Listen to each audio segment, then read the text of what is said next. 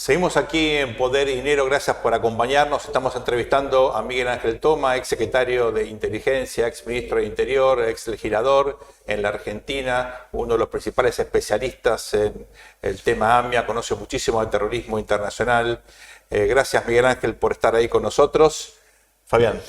Miguel Ángel, días atrás tuvimos de invitado a Julián Schbilzerman, uno de los mayores especialistas de la región en temas de Israel, Medio Oriente, y planteaba una hipótesis interesante, al menos a nivel cronológico y temporal, que era que este avión que vino de México hasta la Argentina tuvo temporalmente muy cercano al asesinato de este fiscal de Paraguay que fue asesinado en su luna de miel en Colombia, que tuvo 3 días estacionado en Paraguay, país de donde era originario este fiscal asesinado, más precisamente estuvo muy cerca de Ciudad del Este esos 3 días, y después llegó a la Argentina en fecha muy cercana al aniversario del atentado terrorista a la AMIA.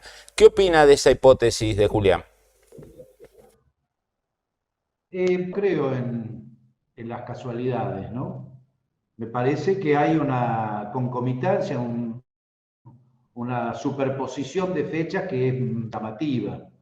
La Argentina y la justicia argentina tiene que profundizar la investigación porque además hay presunciones no tan en el aire, sino con bastante contenido, de que la cantidad de personas que subieron en determinadas escalas no coincidían con las que bajaron posteriormente en Córdoba, de manera que eso es llamativo.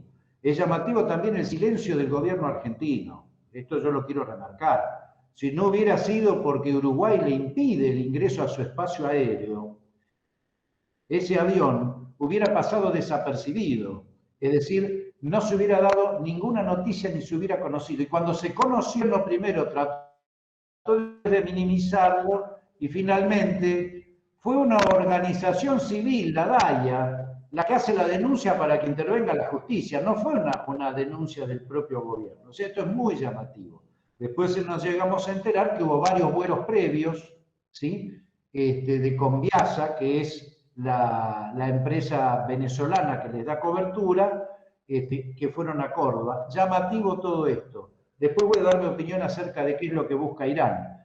Pero volviendo a la cuestión de fondo, es muy interesante marcar estos vuelos. ¿Por qué? Porque históricamente Irán ha usado empresas de cobertura para transportar tanto cuadros activistas como logística y al mismo tiempo hacer una penetración de natural, cuadros también religiosos y culturales en América Latina. En aquella época, previo al atentado a la embajada de Israel y de la AMIA, existían algunas empresas como la Iranian Shipping Line o South Beef o Imanco, que eran empresas de cobertura que servían precisamente para esta función que acabo de describir. En Argentina ha tenido una experiencia y hemos investigado a fondo cuál era el rol de esas empresas. Por eso nos llama mucho ahora la atención que se produzca, este vuelo que viene también como una empresa de cobertura, con dos diferencias. Primero, han agregado al rubro marítimo el rubro aéreo. Y segundo, ahora tienen una sucursal en la región, Irán, que les da cobertura, que es Venezuela. Por eso es Conviasa, la empresa venezolana, que le da cobertura a un avión que es iraní, tripulado por iraníes, que es estas dos empresas que le han puesto en leasing, supuestamente, no han vendido en leasing, a esta empresa Embratur o Conviasa de Venezuela. Realmente es muy llamativo, de manera que acá se está repitiendo una matriz, y a esto quiero hacer referencia, una matriz que ya vivimos previa a determinados atentados. ¿Por qué hago esta reflexión? Porque Irán, a través de Hezbollah y de la alianza con estos otros sectores que acabamos de describir, que existen y que conviven, puse solo ese ejemplo, también ocurre en otros lados, en Ciudad Frontera, se están modificando las características de los atentados que planean. Hay que descartar la posibilidad de atentados en entidades judías fuera del Medio Oriente, como fue el caso de la AMIA concretamente. ¿Por qué? Porque implican un enorme desarrollo logístico, mucho tiempo, mucha actividad, juntar el explosivo, el amonal en este caso, ingresar el tren de fuego a través de explosivos de alto poder, como el C4 o el TNT. Bueno, se modificaría esta metodología por atentados individuales, por homicidios a personalidades importantes del arte, de la cultura o empresarios importantes en América Latina. Y también Irán prevé otra cosa, como lo está previendo mucha gente, la posibilidad de que cambie en la Argentina la orientación geopolítica, porque va a haber, presumen, un cambio de gobierno a partir del 2023. Yo descarto o veo con muy pocas posibilidades un atentado en este momento, pero sí lo veo como una amenaza concreta de cara a lo que puede ocurrir a partir de diciembre del 2023 en la Argentina. Por eso, este tipo de acciones, y vuelvo a la pregunta original de Fabián, llamativas. ¿Por qué? Porque implican la posibilidad de transportar cuadros, personajes militantes que pueden efectivamente desarrollar este tipo de acción terrorista previa a la acción de inteligencia que desarrollan también con las que desarrollaron previamente con los ambos atentados de la década del 90. Miguel Ángel, a partir de lo que estás argumentando con nosotros, la pregunta que me surge ¿es posible que haya nuevos atentados, aunque sea de nueva generación, en América Latina, en la Argentina o en los Estados Unidos, a partir de este fuerte involucramiento de Irán en la región, con una agenda que claramente es muy amplia y que tiene también apoyo logístico, político y financiero dentro de América Latina? Sí, sin duda. Ese riesgo existe, la amenaza está. En la Argentina estamos con un problema muy serio porque yo descreo que se produzca un atentado a corto plazo, como acabo de señalar, pero sí a partir de diciembre del 2023. Hoy la Argentina es un aliado estratégico de Irán, de Rusia, de China y de los peores de la clase en América Latina, de Cuba, de Nicaragua y fundamentalmente de Venezuela. Hoy está recibiendo Venezuela al nuevo embajador argentino, es decir, está profundizando ese acuerdo, independientemente de que después esté la ministra de Economía tratando de renegociar el acuerdo con el Fondo Monetario o le hayan suspendido casualmente por el COVID la entrevista al presidente argentino con el presidente Joe Biden. Por ahí no solamente fue precisamente por el problema del COVID, porque reuniones ha seguido teniendo el presidente de Estados Unidos.